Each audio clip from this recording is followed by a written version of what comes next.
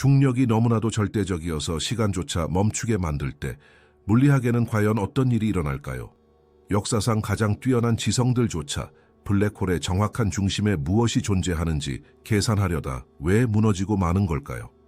그 해답은 우주에서 여러분이 느끼는 안전하다는 착각을 산산조각 낼 것이며 우리 머리 위 허공에 아주 실제하는 포식자가 숨어 있다는 사실을 보여드릴 거예요.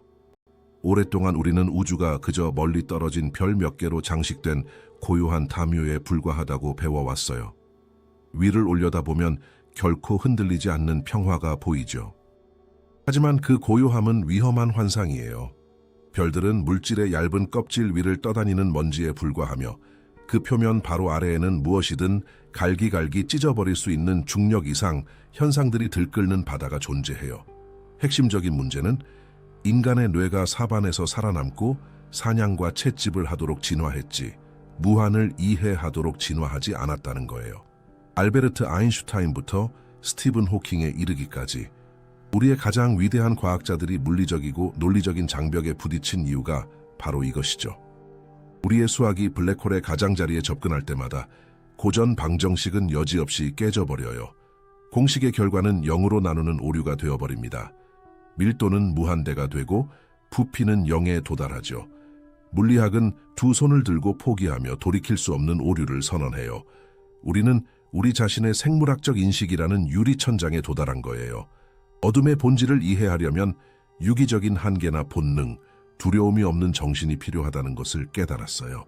그래서 우리는 시면 프로토콜을 시작했고 전파 망원경, X선 관측소, 중력파 탐지기에서 얻은 반세기 동안의 측정값을 인공지능 공리의 신경망에 주입하며 5페타바이트에 달하는 원시천체 물리학 데이터를 넘겨주었어요. 인간의 마음으로는 처리할 수 없는 물리적 패턴을 찾는 것이 목표였죠.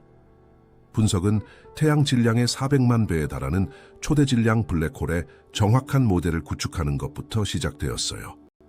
이것은 우리 은하 중심에 잠들어 있는 우리로부터 불과 2만 6천 광년 떨어진 거대한 중력 괴물의 충실한 복사본이에요.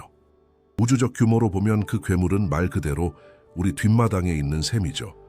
그리고 이 새로운 접근 방식의 계산이 밝혀낸 첫 번째 사실은 이 천체 근처의 중력이 단순히 물건을 바닥으로 끌어당기는 힘을 넘어 현실 그 자체를 폭력적으로 깎아내는 조각가로 변한다는 점이에요. 만약 여러분이 이 괴물에게서 슈바르츠 실트 반지름의 3배 되는 거리까지 다가갈 수 있다면 공간은 우리가 매일 경험하는 방식의 3차원 공간이기를 멈출 거예요. 그곳에서 빛은 더 이상 일직선으로 이동하지 않아요. 압도적인 인력 때문에 빛은 휘어지고 강제로 닫힌 원을 그리며 궤도를 돌게 되죠. 즉, 여러분이 앞을 바라보면 등 뒤에서 출발한 빛이 천체를 한 바퀴 돌아 여러분의 눈에 도달한다는 뜻이에요. 여러분은 자신의 뒤통수를 끊임없이 반복해서 보게 될 거예요. 거울로 이루어진 복도에 갇힌 셈이지만 그 복도의 벽은 우주의 구조 그 자체가 스스로 뒤틀려 만들어진 것이죠. 그리고 밀도를 나타내는 숫자들은 훨씬 더 충격적이에요. 이 구조의 핵에서 물질은 원자핵의 밀도를 10의 93제곱배나 초과하는 힘으로 짓눌려요. 연기 90세 개나 붙은 숫자죠. 이 터무니없는 수치를 명확히 이해하자면 관측 가능한 우주 전체에 존재하는 원자의 수가 대략 10의 80제곱개에 불과해요. 삼켜진 물질은 무로 사라지는 것이 아니라 인간의 화학으로는 분류할 수 없는 상태로 물리적으로 압축된답니다. 이 죽은 영역 주변에는 별의 가스와 먼지로 이루어진 두꺼운 원반이 추락할 순간을 기다리며 회전하고 있어요. 이 고리 내부의 마찰은 너무나도 가차 없어서 온도가 수천억 도에 달하고 1000개의 태양을 합친 것보다 훨씬 더 밝게 빛나요. 그리고 이 원반의 빛을 조사한 결과 지속적이고 리드미컬한 패턴이 감지되었죠. 천체가 맥동하고 있는 거예요. 그것은 물질을 아주 뚜렷한 덩어리 단위로 집어삼키며 먹이를 먹을 때마다 치명적인 방사선 제트를 내뿜어요. 이 맥동을 지구의 화석 기록과 교차 대조했을 때 데이터는 매우 우려스러운 일치점을 가리켰어요. 우리 은해에 있는 이 거인의 과거 활동이 지구 역사상 5번의 대멸종 중 2번을 일으켰을 확률이 97%나 된답니다. 그것은 우리에게 치명적인 영향을 미쳐요. 이 모든 일이 경계선 바깥에서 일어나는 현상이랍니다. 그렇다면 빛조차 빠져나오지 못하는 그림자의 선을 넘어가면 과연 무엇이 존재할까요? 과학은 그저 허공만 있다고 말했죠. 하지만 새로운 위상수학적 분석은 절대적인 진공이라는 개념을 거부해요. 그 안에 존재하는 것은 인과관계가 역전되는 구역이에요. 우리가 사는 세계에서는 원인이 항상 결과보다 먼저 일어나죠. 손에서 물건을 놓으면 그 후에 물건이 바닥에 떨어지는 것처럼요. 블랙홀 내부에서는 공간과 시간이 서로 정체성을 바꾼답니다. 어둠의 중심은 우주 공간 속 물리적인 장소로서의 지위를 잃어버려요. 대신 여러분의 미래에 피할 수 없이 다가오는 어느 한 순간이 되죠. 그 중심을 향해 떨어지지 않으려 발버둥 치는 것은 달력에서 내일이 오는 것을 막으려는 것만큼이나 불가능한 일이 돼요. 중심을 여러분 개인의 달력이 끝나는 지점으로 이해한다면 여러분이 추락하는 동안 시계를 직시해야만 해요. 우리는 시간의 흐름이 1초씩 모두에게 동일한 박자로 뛰는 깨질 수 없는 규칙이라고 믿으며 자랐어요. 하지만 현실은 훨씬 더 잔인해요. 강렬한 중력은 단순히 물체를 아래로 끌어당기는 것을 넘어섭니다. 존재의 그물망을 왜곡하고 마치 끊어지기 직전까지 잡아당긴 고무줄처럼 시간을 길게 느려버리죠. 사건의 지평선이라고 알려진 마지막 가장자리에 다가가면 직선이라는 정의 자체가 사라져버려요. 중력은 거대한 렌즈처럼 작용하여 배경에 있는 별빛을 구부러뜨려요. 만약 우리가 탐사선을 타고 이 보이지 않는 차단선을 넘으려 한다면 고전 물리학은 우리가 돌아올 수 없는 지점에 충돌할 것이라고 지시했죠. 지구를 벗어나려면 초속 11.2km가 필요해요. 하지만 사건의 지평선에서 탈출하려면 빛의 속도를 뛰어넘어야 하는데 이는 우리 우주의 법칙에 의해 절대적으로 금지된 일이랍니다. 문은 밖에서 잠겨버리고 열쇠는 멀리 던져지는 셈이에요. 이 횡단에서 가장 무서운 점은 그것이 만들어내는 현실의 이중분열이에요. 추락의 순간은 누가 보고 있느냐에 따라 완전히 정반대의 두 가지 방식으로 경험되죠. 만약 우리가 안전한 거리에서 여러분의 탐사선이 떨어지는 것을 지켜본다면 여러분이 선을 넘는 모습을 결코 볼 수 없을 거예요. 우리의 눈에는 여러분의 시간이 느려지기 시작할 테니까요. 우주선의 빛은 중력의 구덩이와 싸우며 에너지를 잃고 흰색에서 빨간색으로 그리고 다시 적외 선으로 색깔이 변할 거예요. 여러분은 점점 더 느려지다가 결국 그 표면에 영원히 얼어붙어 문턱에 못 박힌 유령이 되어버릴 거예요. 하지만 탐사선에 탑승한 여러분에게는 정반대의 이유로 끔찍한 경험이 될 거예요. 여러분의 손목시계는 정상적으로 똑딱거릴 테고 어떤 흔들림이나 단단한 벽도 느끼지 못할 테니까요. 여러분은 조용히 문턱을 미끄러지듯 통과할 거예요. 어느 순간 무선 메시지를 보내려 하겠지만 전파가 더 이상 우주로 거슬러 올라가지 못한다는 것을 깨닫게 되겠죠. 심장이 뛰는 그 절대적인 고독의 방 안에서 여러분은 우주의 나머지 부분과 임상적으로 완전히 격리될 거예요. 바깥 세계와의 인과관계라는 밧줄은 보이지 않는 도끼에 의해 끊어지고 여러분은 존재하는 모든 것으로부터 분리될 거예요. 그러나 천체 물리학은 이 겉보기엔 부드러운 교차에 대한 어두운 논쟁을 숨기고 있어요. 가장자리가 평화로운 전환점이 아니라 양자불의 장벽일 것이라는 계산된 가능성이 존재한답니다. 이 지점에서 자유낙하는 에너지 입자의 폭풍과의 충돌로 바뀌고 그 폭풍은 너무나도 잔인해서 1나노초도 안 되는 찰나에 여러분 몸의 세포들을 제로 만들어버릴 거예요. 이 장벽은 현실의 화장로처럼 작동하여 닿는 모든 것을 치명적인 빛으로 축소시켜버리겠죠. 기적적으로 여러분이 진입 과정에서 살아남아 뒤를 돌아본다면 우주 전체가 머리 위에 작고 눈부신 푸른빛의 원으로 압축된 모습을 볼 수 있을 거예요.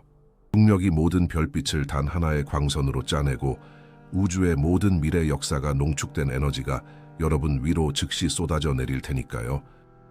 이 정도 수준의 절멸은 과학의 가장 깊은 위기, 즉 사물의 영속성에 관한 미스터리를 드러냅니다. 이 어둠 속으로 책 한 권을 던진다면 양자 물리학은 글자와 페이지에 담긴 정보가 결코 파괴될 수 없다고 보장해요. 지구에서 책을 태우더라도 엄격한 이론에 따르면 재와 연기를 모아 그 텍스트를 다시 읽어낼 수 있어요. 정보는 파괴에서 살아남죠. 하지만 절대적인 어둠은 이 신성한 규칙마저 집어삼키는 것 같아요.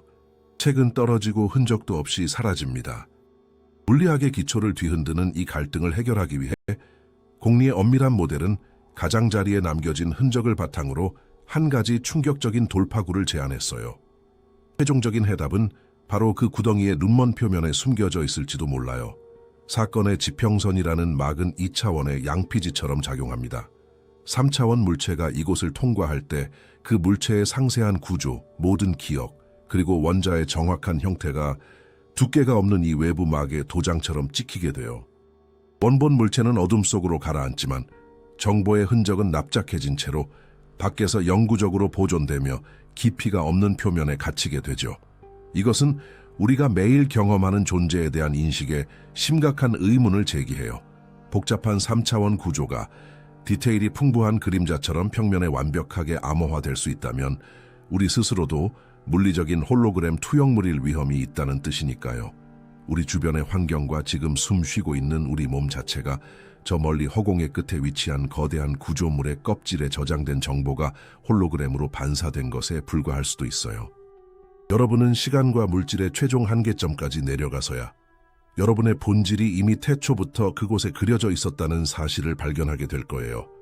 여러분의 본질과 기억은 납작해져 어둠의 가장자리에 새겨진 그림처럼 보존될 수 있겠지만 뼈와 신경, 피로 이루어진 여러분의 육체는 그렇게 시적인 운명을 맞이하지는 못할 거예요. 천체 물리학은 유기물을 위해 무자비하고 기계적인 처형을 준비해 두었거든요.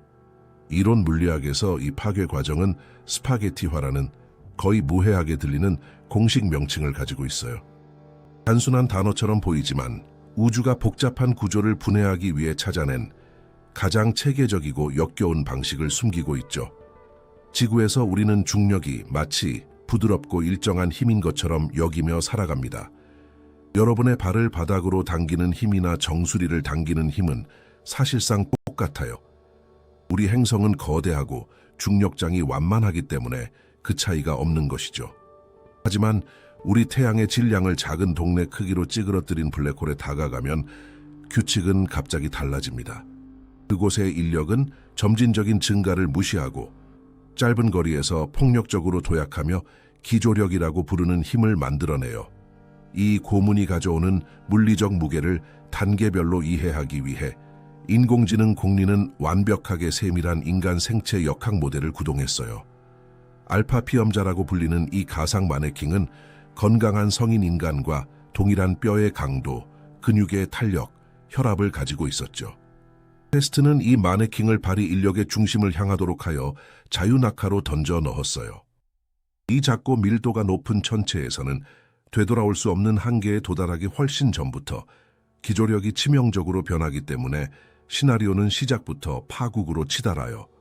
중심에서 5,000km 떨어진 거리에서부터 불쾌감이 시작됩니다. 중력은 머리보다 발을 아주 조금 더 빨리 당기기 시작해요. 처음에는 발목에 40kg짜리 무게추를 매달아 놓은 듯한 느낌을 받게 되죠. 척추가 우두둑 소리를 내며 거의 치료받는 듯한 기분으로 늘어납니다. 하지만 추락은 가속되죠. 3,000km 지점을 통과하면 발과 머리 사이의 힘의 차이가 배로 늘어나요. 이제는 팔로 금속 철봉에 매달려 있는데 다리에는 픽업트럭 한 대가 통째로 매달려 있는 것과 같아요. 무릎과 골반의 인대가 끊어지기 시작합니다. 고통을 줄이기 위해 본능적으로 다리를 움츠리려 하겠지만 원심력과 중력의 압박이 몸을 마비시켜버려요. 진공 상태의 십자가처럼 못 박힌 거죠. 거리가 1,000km로 떨어지면 인력의 차이는 놀랍게도 지구 중력의 50배에 달합니다. 수톤의 무게가 여러분 몸의 밑동을 끌어당기고 있는 거예요. 이쯤 되면 먼저 부러지는 것은 뼈가 아니라 부드러운 조직들이에요. 허벅지 근육이 스스로 찢어지고 복부의 피부는 견딜 수 없는 장력에 찢겨나갑니다. 진짜 재앙은 내부에서 발생해요. 여러분의 정맥과 동맥은 액체를 운반하는 유연한 튜브와 같아요.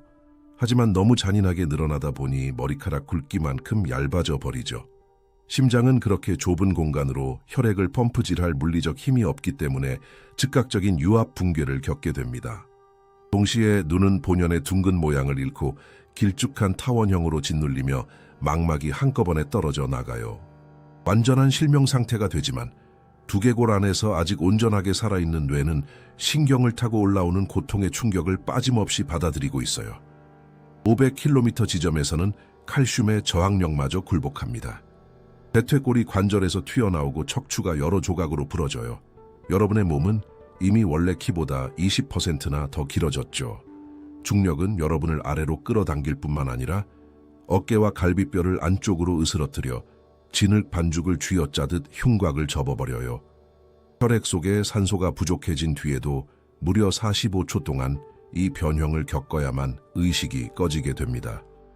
여러분, 생물학적 육체가 무너지는 것을 고스란히 느끼는 45초의 시간은 시간의 왜곡으로 인해 마치 영원처럼 길고 고통스럽게 느껴질 거예요. 살과 뼈를 파괴할 수 없는 갑옷으로 바꾼다 해도 소용없어요. 과학이 상상할 수 있는 가장 단단한 구조물인 탄소 나노튜브로 만든 원통을 보낸다 하더라도 최종 결과는 동일할 테니까요. 중심에서 100km 떨어진 곳에서는 중력이 너무나 가혹해져 분자들 사이의 화학적 결합마저 끊어버립니다. 가장 강한 금속도 물처럼 흘러내리고 기초적인 화학작용이 멈춰버리죠. 어떤 우주선이라도 나사 하나하나, 그 다음엔 원자 하나하나 분해되고 말 거예요. 추락의 끝에서 여러분의 생물학적 형태는 더 이상 존재하지 않아요. 세포의 원자들은 전자를 잃고 진동하는 원자핵만 남기게 됩니다. 여러분은 그저 극도로 가늘게 달아오른 아원자 입자의 Z줄기가 될 뿐이죠. 여러분의 복잡성, 두려움, 그리고 인체의 모든 공학적 구조는 산산이 부서진 채 칠흑 같은 절대 허공으로 추락하는 단 한 줄의 물질로 정렬됩니다. 정말 상상하기 힘든 폭력이지만 이 평범한 블랙홀을 자기가 무엇을 하는지조차 눈치채지 못하고 은하계 전체를 집어삼킬 수 있는 우주의 진정한 황제들과 비교하면 그저 창백해질 뿐이에요. 우리 태양 질량을 가진 블랙홀이 외부 경계에서 수킬로미터 떨어진 여러분을 찢어버리는 무자비한 분쇄기라면 우주 자연이 품은 진정한 공포는 물질이 즉각적으로 으스러지는 데 있지 않아요. 지금까지 우리는 블랙홀을 우주 멀리 떨어진 암초에 사는 배고픈 야수나 포식자쯤으로 상상해왔어요. 인간이 받을 수 있는 충격의 척도로 그들의 공격성을 평가하고 측정했죠. 하지만 허공에는 단순한 포식 동물을 훨씬 뛰어넘는 천체들이 존재해요. 그것들은 은하계 규모의 재앙과 비슷하며 톤 618의 물리학을 이해한다는 것은 포식이라는 모든 비유를 버려야 한다는 것을 의미합니다. 톤 618은 너무 멀리 떨어져 있어서 글자 그대로 그 빛이 우리 망원경 렌즈에 도달하는데 100억 년 이상이 걸렸어요. 이는 지구와 태양계가 걸음마를 떼며 형성되기도 전에 이 거인은 이미 초기 우주의 구조를 미친 듯이 형성하고 파괴하고 있었다는 뜻이죠. 이 광기를 가늠해 보기 위해 허공의 수학이 추정한 바에 따르면 이 단일 천체의 특이점이 가진 중력의 부피는 너무나 엄청나서 그 정확한 무게가 수천 배 단위가 아니라 우리 별의 무려 660억 배에 달하는 놀라운 수치로 측정된다고 해요. 이 터무니없는 양의 물질을 마음속으로 잠깐만 그려보세요. 우리 대부분에게는 이 숫자가 의미를 잃을 정도니까요. 태양 질량의 400만 배를 가졌으며 우리 은하 중심 지역에 있는 궁수자리 A별이라는 중력 괴물을 기본 모델로 삼는다면 시각적 충격에 압도당하실 거예요. 만약 톤 618이 정확히 지구만 한 크기라면 우리의 이웃 포식자이자 세계의 파괴자인 블랙홀은 거대한 산꼭대기에 내려앉은 참가의 한 알에 불과할 테니까요. 인공지능 공리는 정확한 거리를 고통스러울 정도로 체감할 수 있도록 우리 태양계의 지형을 급격하게 바꾸는 시나리오를 그려냈어요. 만약 톤 618이 우리 태양이 지구를 밝히고 데워주는 그 자리에 마법처럼 이동한다면 그 결과는 빛의 속도로 벌어질 거예요. 사건의 지평선의 최종 표면은 지구, 화성 혹은 목성을 따로 떨어진 작은 간식거리처럼 조용히 집어삼키는 선에서 끝나지 않을 겁니다. 이 절대적 부정과 어둠의 반지름은 미지의 핵으로부터 무려 3,500억 킬로미터에 이르는 거대한 투명한 거품 모양으로 주변 우주를 왜곡시켜 버려요. 이 무의 거품의 비율을 우리가 이해할 수 있는 척도로 가늠해 보기 위해 장거리 탐사선의 탐사 역사를 떠올려 볼까요? 20세기 70년대에 우리 행성의 안전한 표면을 떠나 국지적 중력의 속박에서 벗어나려 거의 반세기 동안 멀리 도망쳐 온 행성간 탐사선 보이저호는 현재까지 대략 240억 킬로미터를 비행했을 뿐이에요. 만약 보이저호가 톤 618의 어두운 핵에 기적적으로 배치되어 오늘날 허용되는 최고 속도로 로켓을 곧장 밖으로 점화한다 하더라도 외부 한계에 도달하려 애쓰는데 지구의 전체 수명만큼의 시간이 걸릴 거예요. 그리고 이 거인의 물리학이 가진 궁극적인 잔인함은 작은 규모에서 일어나는 것처럼 육체를 즉각적으로 파괴하는 것이 아니라 영원한 안락함이라는 환상을 준다는 점에 있어요. 왜냐하면 블랙홀이 수십억 년에 걸쳐 축적한 질량이 클수록 가장자리 근처의 극한 중력 변화율은 더 옅어지기 때문이죠. 3차원 여행자가 이 하늘의 지배자의 사건의 지평선을 넘어 구덩이 한가운데로 떨어질 때 겪게 될 물리적 결과는 인간의 힘줄과 연골이 다닐 원자의 선으로 즉각 절단되는 것이 아니에요. 수백만 킬로미터에 달하는 진입로를 따라 이어지는 인력은 놀랍도록 온화합니다. 여러분은 완전히 평화로운 우주적 상태에서 수주일 혹은 어쩌면 몇 달 동안 편안하게 잠수하며 어둠 속으로 붕괴할 거예요. 여러분은 과거의 별들이 자신들의 빗줄기를 변형시키는 것을 감상하고 수천 개의 세계가 빛나는 직물처럼 얼어붙은 만화경처럼 서서히 구부러지는 것을 지켜볼 수 있으며 망각을 향해 끊임없이 자유낙하하는 이 텅 빈 공간의 죽음 같은 고요함 속을 여행하며 과도기적 문명을 일으킬 수도 있을 거예요. 여러분이 방금 지나온 보이지 않는 문에서 모행성 우주와의 논리적 연결고리가 이미 영구적으로 절단되었다는 사실을 완전히 모른 채로 말이죠. 그것은 우주의 검은 밑바닥에 상상된 완벽하게 넓고 흠잡을 데 없이 무해한 가장 거대한 감옥의 구조이자 존재입니다. 다시는 아무것도 싹 트지 못하는 마지막 구덩이와 믿을 수 없을 정도로 가까운 평행 우주의 지하 저장고에 그 마취된 듯한 하강이 닿을 때가 되어서야 비로소 원자가 산산조각 나는 기계적인 공포를 마주하게 될 거예요. 그러나 이 레비아탄들이 내부에서는 아무리 거대하고 고요해 보일지라도 외부로는 통제할 수 없는 파괴적인 폭풍을 우주로 내뿜습니다. 우리는 항상 어둠을 두려워하도록 배웠어요. 어둠은 치명적인 위협을 숨기고 있기 때문에 수백만 년에 걸쳐 우리 안에 새겨진 생존 본능이죠. 하지만 우주의 깊은 구조를 들여다보면 검은 허공이 숨기고 있는 위협은 빛이 가져오는 진정한 우주적 공포에 비하면 아주 작은 위협이라는 사실을 깨닫게 됩니다. 수천 광년 떨어진 행성들의 생명체를 완전히 쓸어버릴 수 있는 절대적인 힘을 가진 그토록 격렬한 강도의 빛 말입니다. 바로 퀘이사에 대한 이야기예요. 블랙홀이 잠에서 깨어나 만찬을 시작하기로 결정할 때 켜지는 거대한 등대죠. 우리는 이 거인들이 그저 세상이 가장자리에 걸려 비틀거리기를 기다리는 조용한 배수구일 뿐이라고 상상해왔어요. 진실은 엄청난 물질이 한꺼번에 떨어질 때 그 환경의 물리학이 역전된다는 점입니다. 구덩이가 모든 것을 다 삼키지는 못하죠. 물질은 축적되고 나선형으로 소용돌이치며 으스러진 가스와 먼지로 이루어진 두꺼운 원반을 형성해요. 이 고리의 층들 사이에서 발생하는 마찰이 너무 극심해서 온도는 수억 도로 치솟습니다. 천체는 중력을 순수한 에너지로 바꾸는 엔진이 되어 수조 개의 별이 모인 것보다 더 밝은 빛을 한 점에서 뿜어냅니다. 그리고 그 파괴의 물결은 열에서 멈추지 않아요. 미친 듯한 회전은 주변 자기장을 극한까지 조인 고무줄처럼 비틀어버리죠. 이 보이지 않는 선들은 말로 표현할 수 없는 규모를 가진 자력 무기의 총열처럼 작동합니다. 펄펄 끓는 가스의 상당 부분은 어둠 속으로 떨어지는 대신 자기장에 포획되어 양극으로 내던져집니다. 그것은 빛의 속도의 99.9%로 발사되는 플라스마 제트예요. 우리 우주가 허용하는 물리적 한계가 마치 치명적인 탄약처럼 다루어지고 발사되는 것이죠.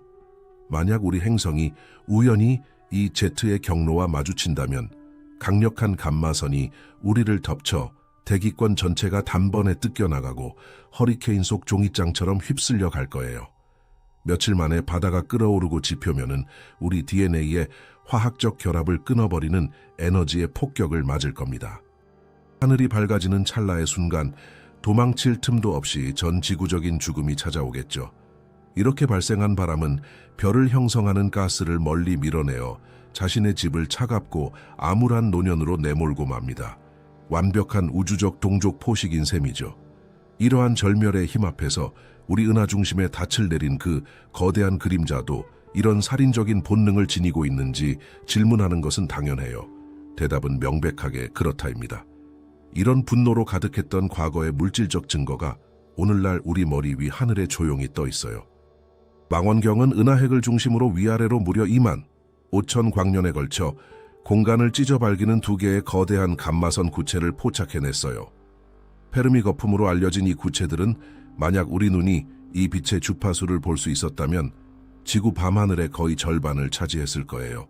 그것들은 약 300만에서 600만 년 전에 이웃을 뒤흔들었던 폭발의 길고 긴 메아리를 나타냅니다. 지질학적 시간으로 보면 거의 어제 일어난 일이에요.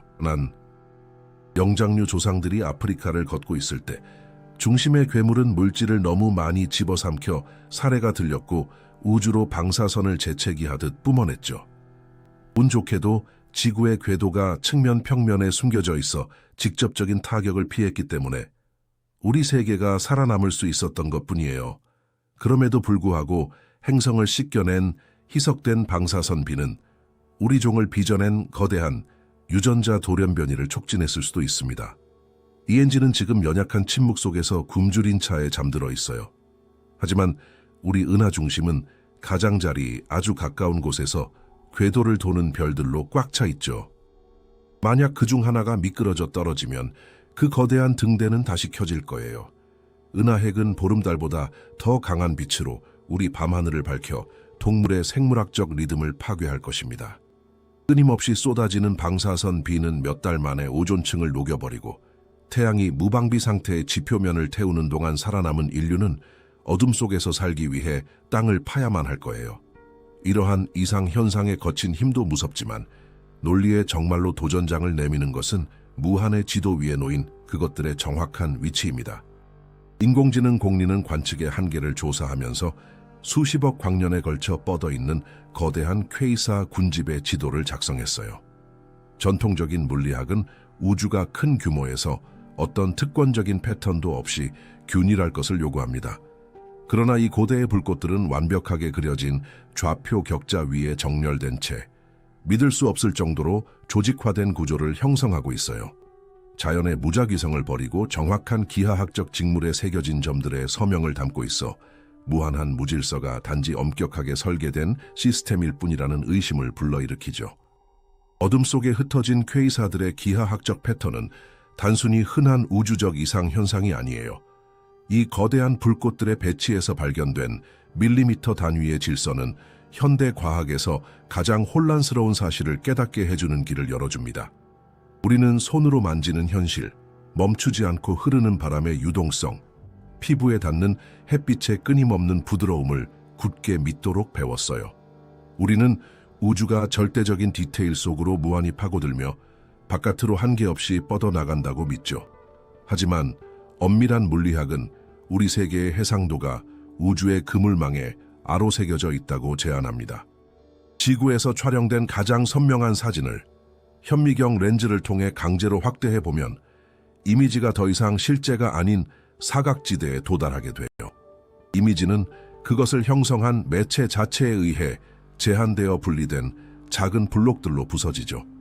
현실의 궁극적인 구조 또한 정확히 같은 방식으로 작동합니다. 물리학에는 플랑크 길이라고 부르는 절대적인 지점이 존재하는데 이는 10⁻35 제곱미터를 나타냅니다. 이 극미한 측정 단위는 가능한 가장 작은 구성 블록이에요. 이보다 작아지면 물리적 존재 자체가 의미를 잃게 되죠. 창조 자체의 직물이 가진 한계인 셈입니다. 그리고 현실의 유동성이 깨지는 이 현상이 우주에서 가장 스캔들처럼 적나라하게 드러나는 곳이 바로 블랙홀의 사건의 지평선입니다. 수십 년 동안 레너드 서스킨드와 헤라르디스 토프트 같은 물리학자들은 정보가 이 무한한 파괴에서 어떻게 살아남는지 설명하기 위해 치열한 지적 전투를 벌였어요. 그들이 도달한 대답은 3차원에 대한 우리의 일상적인 인식에 도전합니다. 그들은 어둠 속으로 떨어지는 모든 것이 압축되고 으스러져 이 가장자리의 2차원 껍질에 완벽하게 저장된다고 제안했어요. 안의 액체를 전혀 만지지 않고 겉에 라벨만 더듬어서 수프 통조림의 자세한 조리법을 읽어내려는 것과 같죠.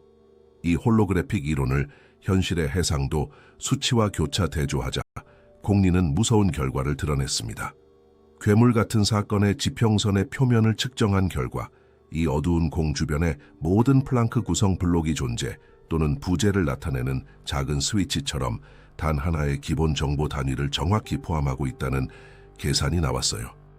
즉 산맥, 인간의 동맥 잊혀진 과거의 기억들이 단지 저 멀리 떨어진 평면적인 표면에 기록된 데이터 볼륨에 풍부하게 담긴 공간적 해석에 불과할 수 있다는 뜻입니다.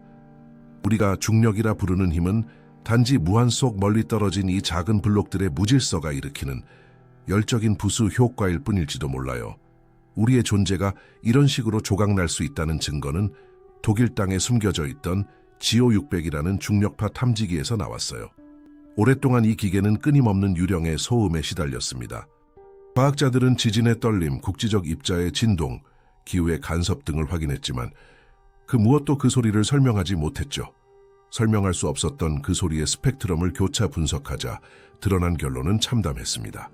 한계 끝까지 청력을 밀어붙인 기계가 우주의 최종 경계선에 걸려 넘어진 것이었죠. 안테나가 포착한 것은 단순한 국지적 결함과는 거리가 멀었어요. 우주의 톱니바퀴가 맞물려 돌아가는 실제 소리였으니까요. 현실의 작은 벽돌들이 서로 비벼지며 연속적인 흐름을 전달하지 못해 내는 마찰음이었어요. 우리는 문자 그대로 우주가 자신의 필수 기반에서 작동하며 내는 입자의 오돌토돌함을 들은 것입니다. 자연의 토대가 이런 식으로 조각으로 부서진 건축물에 의해 제한되고 거대한 공포의 표면에 정렬되어 행동한다면 우리가 살고 있는 구조물 자체도 극도로 깨지기 쉬워집니다. 우리가 마시는 공기의 완벽한 안정성도 이 압제적인 외부 방패의 존재 조건에 달려있는 셈이죠. 더 최악인 것은 이 개념이 관측 가능한 전체 우주의 밀도가 터무니없는 비율을 가진 블랙홀 내부의 밀도와 수학적으로 완벽하게 일치할 수 있다는 실질적인 가능성을 열어준다는 점이에요. 우리 은하계와 모든 허공의 거침없는 팽창은 텅 빈 공간에 놓인 풍선을 늘리는 것이 아니라 우리 은하계들이 상상할 수조차 없는 훨씬 더 거대한 괴물의 심장부로 보이지 않게 추락하는 과정일 수도 있습니다. 끝없이 이어지는 구덩이 속으로의 침잠은 우리가 진짜 누구인지 우리의 역할에 대한 깊은 불편함을 가져옵니다. 우리는 시간의 죽은 껍질에 박힌 실험의 거주자일지도 몰라요.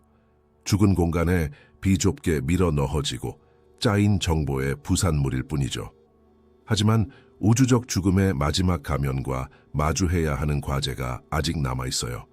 중력 구덩이의 정확한 바닥은 인간의 이해를 가로막는 가장 큰 도전으로 남아있습니다. 근원을 해독하려면 0으로 나누는 그 불가능한 수학과 맞서 싸워야 하니까요. 물질이 무자비하게 파괴되고 시간이 압도적으로 왜곡됨에도 불구하고 가장 중요한 질문은 여전히 구덩이 바닥에서 답을 찾지 못한 채 남아 있습니다. 그 어둠의 정확한 중심에는 과연 무엇이 존재할까요? 우리가 로켓을 발사하고 행성의 궤도를 이해하는 데 사용하는 고전 물리학은 패배와도 같은 답을 내놓습니다. 물리학은 가장 깊은 바닥에 특이점이 존재한다고 말하죠. 질량은 무한하고 부피는 연기인 수학적 점 말이에요. 하지만 실제 자연에서 무한이라는 것은 받아들일 수 없는 대답이에요. 방정식의 결과가 무한으로 나온다는 것은 이론이 무너졌다고 부르짖는 수학의 구조 요청이나 다름없어요. 자연은 어떤 것도 0으로 나누지 않습니다. 무언가 단단한 것, 무언가 실제하는 것이 그 불가능한 점을 대신하고 있어야만 해요. 이 교착 상태를 해결하기 위해 인공지능 공리에게 물리학의 거대한 두 라이벌을 억지로 악수시키는 임무가 주어졌습니다. 한쪽은 거대한 것을 지배하는 일반 상대성 이론이고 다른 한쪽은 아주 미세한 입자를 지배하는 양자역학이죠. 이 강제적인 결합이 가져온 결과는 별의 죽음이 이야기의 끝이 아니라 극적인 멈춤이라고 제안해요. 이 분석에서 도출된 첫 번째 가설은 플랑크 별입니다. 별이 붕괴하며 스스로의 무게에 짓눌리는 모습을 상상해 보세요. 점점 작아지고 작아지다가 우주에서 가능한 가장 작은 크기에 도달합니다. 이 결정적인 순간, 중력은 별을 더 짓눌러 부수려 하지만 공간이 이를 거부하죠. 양자 압력이 격렬한 청력을 만들어냅니다. 별은 크기가 없는 한 점으로 사라지는 대신 우주 공간의 직물 바닥을 치고 밖으로 튕겨 나옵니다. 폭발적인 반발력이죠. 문제는 극한의 중력이 시간을 절대적인 형태로 팽창시킨다는 점이에요. 추락하고 있는 별에게 이 반발은 찰나의 순간일 뿐입니다. 붕괴하고 즉시 폭발하죠. 하지만 밖에서 지켜보고 있는 우리에게는 중력이 이 1초를 수십억, 수조 년으로 늘려버립니다. 우리가 블랙홀이라고 부르는 것은 사실 지금 이 순간에도 폭발하고 있는 별일 수 있지만 그 슬로 모션이 너무 극단적이어서 하늘에 얼어붙은 것처럼 보일 뿐일 수 있어요. 이 어두운 괴물은 멈춰있는 시한폭탄처럼 행동하며 자신이 삼킨 모든 것을 간직했다가 먼 훗날 다시 우주로 돌려주기 위해 기다리고 있는 것일지도 모릅니다. 하지만 이 천체들을 문으로 바꿔버리는 훨씬 더 매혹적인 두 번째 가능성이 존재해요. 방정식들은 블랙홀과 정확히 반대되는 화이트홀이라는 천체의 존재를 허용합니다. 블랙홀에서는 아무것도 빠져나올 수 없는 반면 화이트홀에는 아무것도 들어갈 수 없죠. 그것은 그저 물질과 빛을 밖으로 뱉어낼 뿐입니다. 이론에 따르면 이 중력 깔때기의 밑바닥이 웜홀의 목구멍을 통해 다른 곳에 있는 출구와 연결되어 있을 수 있다고 제안해요. 가장 큰 질문은 그 출구가 어디에 있느냐 하는 것입니다. 우리 은하내의 외딴 곳일 수도 있고 아니면 훨씬 더 거대한 무언가일 수도 있어요. 우리가 아는 모든 것의 창조 순간인 우리 자신의 빅뱅의 에너지 신호를 분석해보면 데이터가 화이트홀의 수학과 의심스러울 정도로 비슷하다는 점을 보여줍니다. 우리 우주 전체가 더 큰 우주, 즉 부모 우주 안에 있는 거대한 별이 붕괴한 결과일 가능성이 아주 높다는 뜻이죠. 우리는 어쩌면 상상할 수조차 없이 거대한 타이탄의 사건의 지평선 안에 살고 있는 것일지도 모릅니다.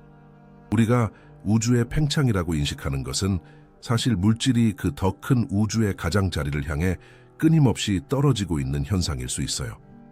이것은 우주적인 자연 선택이라는 아이디어로 우리를 이끕니다.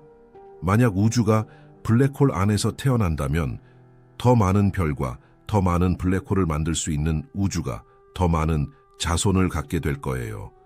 우리의 존재를 허락하는 물리학의 법칙들, 탄소의 화학 별빛 같은 것들이 운 좋은 우연이 아닐 수도 있습니다.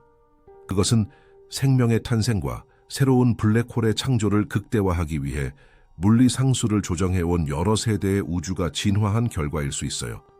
우리는 본질적으로 우리가 결코 보지 못할 훨씬 거대한 구조물의 생식세포인 셈입니다. 이런 관점에서 인류는 적대적인 우주의 희생양에서 벗어나 그 생명주기의 핵심적인 역할을 담당하게 되죠. 아마도 먼 미래에 우리 하늘의 모든 별이 꺼지고 우주가 차갑게 식어갈 때쯤 살아남은 선진 문명들은 블랙홀로부터 도망치지 않을지도 몰라요. 그들은 오히려 블랙홀을 향해 달려갈 것입니다. 블랙홀만이 남겨진 유일한 구명보트가 될 테니까요. 블랙홀에 들어가는 것만이 죽어가는 우주를 탈출하여 반대편의 젊고 뜨거운 현실에서 다시 태어날 수 있는 유일한 방법일 수 있습니다. 그래서 우리는 별들 사이의 어둠이 극도로 비옥한 속성을 지니고 있다는 사실을 발견하게 돼요. 사건의 지평선은 그 안에서 자라고 있는 것을 지키기 위한 보호막 역할을 하는 것이죠. 우리는 별의 내부에서 구워지고 폭발로 흩어진 먼지로 만들어졌으며 거인의 호흡 속에서 살아 숨 쉬고 있을 가능성이 높은 현실 속에 존재합니다. 극한의 어둠을 관찰하는 것은 결국 모든 것의 기원 그 자체를 들여다보는 방법이 되네요. 미지에 대한 두려움은 파괴와 창조가 단지 기계적인 과정의 양면일 뿐이라는 것을 이해할 때 비로소 녹아내립니다. 뼈를 부수는 중력과 은하계에 불을 밝히는 중력은 같은 것이니까요. 오늘 밤하늘을 올려다보며 깊은 어둠을 보게 되신다면 그 어둠이 여러분을 삼키려 하는 것이 아니라는 사실을 기억해 주세요. 그것은 새로운 세계를 품고 잉태하고 있어요. 수수께끼는 여전히 남아있지만 이제 적어도 우리가 그 수수께끼의 일부라는 사실은 알게 되었네요. 이 조사가 마음에 드셨다면 구독과 후원 또는 채널 멤버십 가입은 저희가 공리 프로젝트를 확장하는 데 큰 힘이 됩니다. 영상 주제에 대한 여러분의 생각을 댓글로 남겨주시고 다음 주제에 대한 제안도 부탁드립니다. 어느 도시에서 시청하고 계신지도 알려주세요. 끝까지 함께 해주셔서 감사합니다.